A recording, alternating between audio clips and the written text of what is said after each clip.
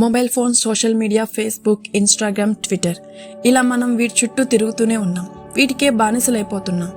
Mobile phone addiction వల్ల జరిగే నష్టాల గురించి డాక్టర్లు, మేధావులు, పెద్ద పెద్ద సైంటిస్టులు, మోటివేటర్లు టీవీల ద్వారా సోషల్ మీడియాని ప్లాట్ఫామ్ చేసుకొని ఎన్నో హెచ్చరికలు చేసిన ఫలితం మాత్రం శూన్యం. స్మార్ట్ ఫోన్ వాడొద్దని నేను అనట్లేదు, అవసరం ఉన్నంత వరకే వాడమని చెప్తున్నా. కానీ ఎవరు ఎన్ని చెప్పినా రోజు రోజుకి మొబైల్ ఫోన్ వాడే సమయం ఎక్కువైపోతుంది. మొబైల్స్ లో వచ్చే కొత్త కొత్త యాప్స్ కి, ఫీచర్స్ కి మనం ఎడిట్ అయిపోతున్నాం. ఈ వీడియో చూసే ప్రతి ఒక్కరూ చెప్పండి, సోషల్ మీడియాని మీరు వాడుతున్నారా లేదా మిమ్మల్ని సోషల్ మీడియా వాడుతుందా? ప్రస్తుతం దేశంలో మొబైల్ ఫోన్ అడిక్షన్ అనేది అతి పెద్ద సమస్యగా మారిపోయింది. కొంతమందికి అడిక్షన్ ఎంత ఎక్కువగా ఉంటుంది అంటే ఎప్పుడు వాళ్ళ ఫోన్ రింగ్ అయినట్టు, నోటిఫికేషన్ వచ్చినట్టు అనిపిస్తుంది.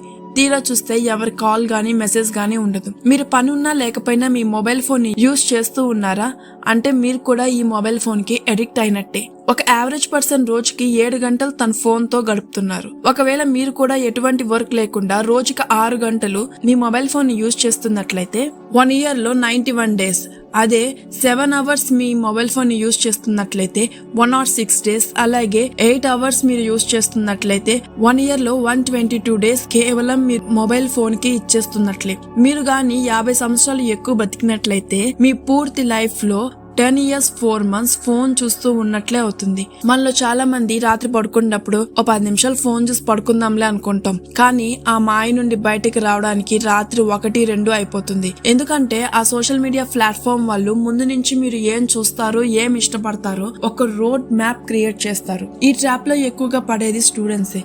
పిల్లల మైండ్ తో ఆడుకుంటున్నారు. అంతేకాక ఇది లీగల్, ఎందుకంటే ఈ వెపన్స్ కనపడవు. ఈ ప్రపంచంలో ఉన్న ఆన్లైన్ ప్లాట్ఫామ్స్ అందరి మధ్య ఒక కోల్డ్ వారే జరుగుతుంది. ప్రతి బిజినెస్ మ్యాన్ మీ మాక్సిమం టైం వాళ్ళ ప్లాట్ఫామ్ లో గడపడానికి ఎవ్రీ మినిట్ కష్టపడుతున్నారు. స్టీవ్ జాబ్స్ ఐఫోన్ ని కనిపెట్టి ఈ ప్రపంచంలోనే ఒక సెన్సేషన్ ని క్రియేట్ చేశారు. 1 మిలియన్ కంటే ఎక్కువ ఐఫోన్సే సేల్ అవుతున్నాయి. కానీ ఆయన పిల్లల్ని ఐఫోన్ యూజ్ చేయనివ్వరు. ఫేస్బుక్ CEO మార్క్ జూకర్బర్గ్ తను ఆన్ చేసిన ఫేస్బుక్, ఇన్స్టాగ్రామ్, వాట్సాప్ లో టైం పాస్ చేస్తూ కూర్చోడు. ఎందుకంటే తనకు కూడా తెలుసు దీనివల్ల ఎటువంటి యూస్ లేదని. అతను నన్ను ఇంకా జనాలు ఎలా అట్రాక్ట్ చేయాలో ఆలోచిస్తూ హార్డ్ వర్క్ చేస్తాడు. ఈ ప్రపంచంలో చాలా రకాల ఎడిక్షన్స్ ఉన్నాయి.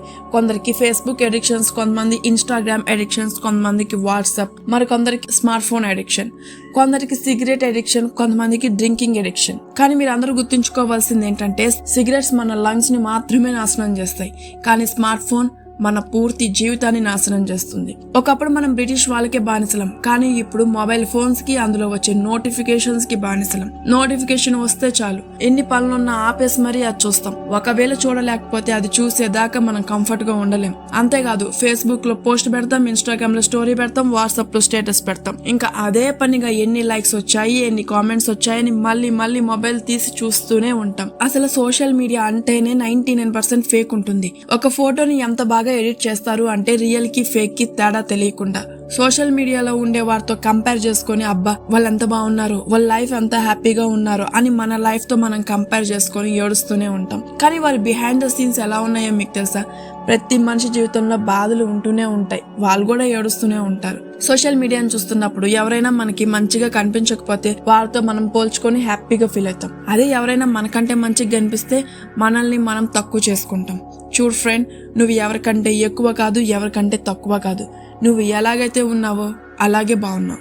ఒక రీసెర్చ్ ద్వారా తెలిసింది ఏంటంటే సోషల్ మీడియా ప్రజల్లో కంపారిటివ్ ఫీలింగ్స్ ని పెంచుతుంది అని. Comparison is the most poisonous element in the human heart. ఎందుకంటే అది మీ సంతోషాన్ని, ప్రశాంతతను మీ నుంచి దూరం చేస్తుంది.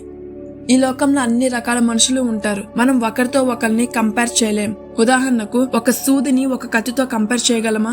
లేదు. ఎందుకంటే సూది చేసే పని కత్తి చేయలేదు, కత్తి చేసే పని సూది చేయలేదు. కాబట్టి ఒక రీసెర్చ్ ఏం చెప్తుంది అంటే ఎవరైతే సోషల్ మీడియాని ఎక్కువగా యూజ్ చేస్తారో వారు లోన్లీనెస్ గా ఉంటారు అని. సోషల్ మీడియాకి ఎక్కువ కనెక్ట్ అయ్యి మన వారికి మనం దూరం అవుతున్నాం. మన ఫ్రెండ్స్ కి, మన ఫ్యామిలీస్ కి, మన రిలేషన్స్ కి దూరం అయిపోతున్నాం. మన పేరెంట్స్ లేదా మన లైఫ్ పార్ట్నర్స్ మనతో మాట్లాడడానికి ఎంతో వెయిట్ చేస్తున్నారు, కానీ మనం వాళ్ళని పట్టించుకోం. మన లోకమంతా స్మార్ట్ ఫోన్ లోనే ఉంటుంది. మన పేరెంట్స్ కి, మన లైఫ్ పార్ట్నర్స్ కి ఇచ్చే టైం కంటే మన స్మార్ట్ ఫోన్ కే మనం ఎక్కువ టైం ఇస్తున్నాం. ఒక్కటి గుర్తుపెట్టుకో ఫ్రెండ్, స్మార్ట్ ఫోన్ ఎప్పుడు మనతోనే ఉంటుంది, కానీ మనతో ఉండే మనుషులు మనతో శాశ్వతంగా ఉండరు ఫ్రెండ్స్. స్మార్ట్ ఫోన్ అనేది జీవితంలో ఒక పార్ట్ మాత్రమే, కానీ అదే జీవితం కాకూడదు. కాబట్టి మనందరం ఈ మొబైల్ అడిక్షన్ నుండి బయటికి రావడానికి ట్రై చేద్దాం. సపోజ్ ఒక పర్సన్ కి సిగరెట్ కాల్చే అలవాటు ఉంది అనుకోండి, తను రోజుకి 2-3 సిగరెట్లు తాగుతుంటాడు. కానీ మనం అతను చేయి కట్టేస్తే తర్వాత రోజు ఒక 10-15 తాగినా ఆశ్చర్యపోవాల్సిన అవసరం లేదు. ఇన్ని తాగిన విషయం కూడా తనకి అర్థం కాదు. సేమ్ అలానే ఏ అడిక్షన్ అయినా ఎంత దూరం చెయ్యాలి అనుకుంటే అంత ఎక్కువ అయిపోతుంది. కాబట్టి మీరు అడిక్షన్కి దూరం అవడానికి ట్రై చేయకండి ఫ్రెండ్స్. మీ అడిక్షన్ని మీ ఫేవరెట్ వర్క్ వైపుకి తిప్పండి, మీ ఇంట్రెస్ట్ల వైపుకి తిప్పండి, మీలో ఉన్న టాలెంట్స్ వైపుకి తిప్పండి, మిమ్మల్ని మీరు బిజీ చేసుకోండి. ఇలా చేస్తే మీరు మీ అడిక్షన్ నుండి దూరం అయ్యే ఛాన్స్ చాలా ఎక్కువగా ఉంటుంది.